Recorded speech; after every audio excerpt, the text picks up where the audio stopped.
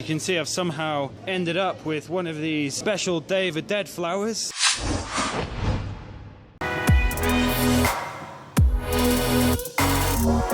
Hey guys, just get it off the telephone box. So today I'm taking you to one of the most famous bakeries in Mexico City, El Globo. Just kidding. I'm going to the bakery next to it, and this bakery is called Pastelería Ideal.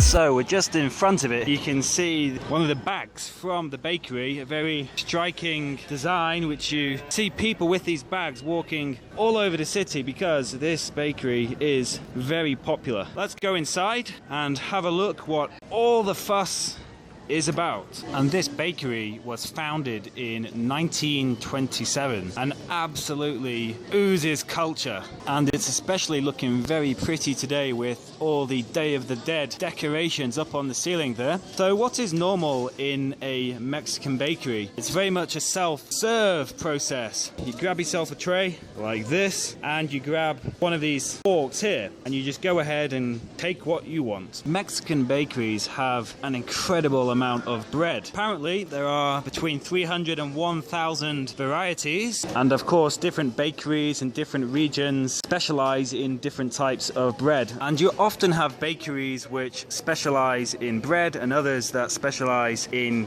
cakes. But this one, because it's so big and famous, they of course do both. And over here you can see they have some biscuits. Well, not some biscuits, they have a hell of a lot of biscuits. In this video, I'm going to show you Pan de Muerto, the famous bread for the Day of the Dead festival. So this bread is kind of like a combination of an Aztec festival with Spanish influence. And down here, they're building one of the altars for the Day of the Dead festival. They haven't finished it yet, but they're preparing. And what would usually happen, of course, you would put your bread on the altar as an offering to the dead, to the people who have passed away, your loved ones.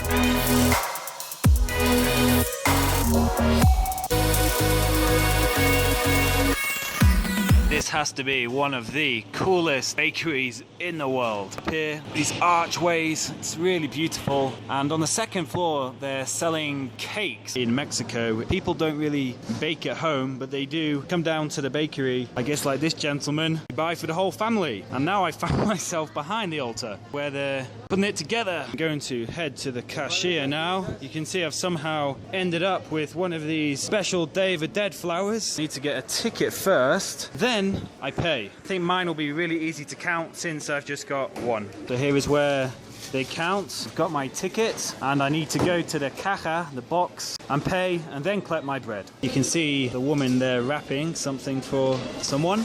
Give my ticket. And you can see here she's been particularly awesome. Gracias. She's made sure I've still got my flour. She hasn't said anything to me, but she kept the flour and put it on the bag. I think that's a very, very nice touch. So let's get out of here now, guys. I'm going to show you the actual bread and try it. Here's a woman in front of me with her big box. And when I first came to Mexico, I actually thought these were pizza boxes. And later I learned this is not the case. I'm now just on one of the busy streets. There are quite a few bars which look down onto the street, which give you a cool view. Let's head to one of them which I've been to before, which is just up here.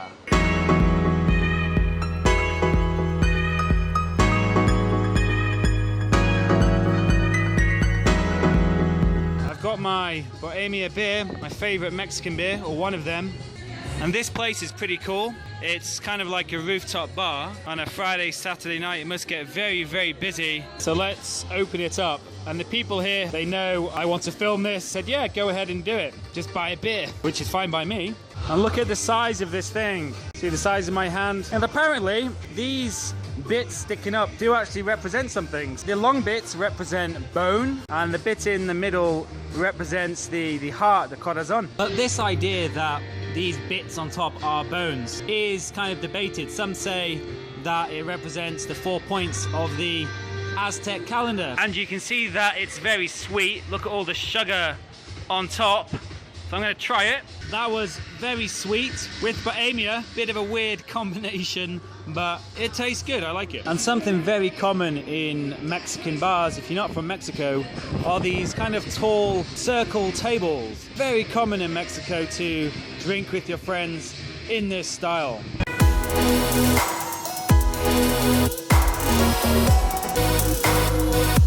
Okay guys, I'm going to head off now. If you genuinely enjoyed this video, please do give it a like. It really helps the channel spread.